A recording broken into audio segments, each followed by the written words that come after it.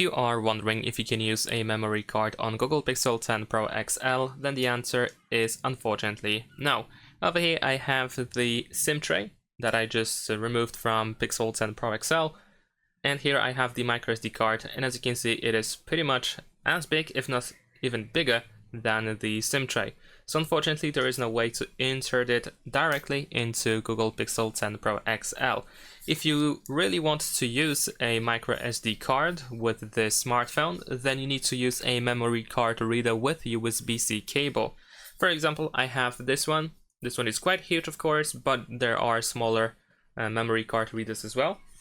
And what you need to do is simply use the memory card, insert it into the memory card reader. Let me try to do this. There we go. And then we use the USB-C cable in order to connect it to our Pixel 10 Pro XL.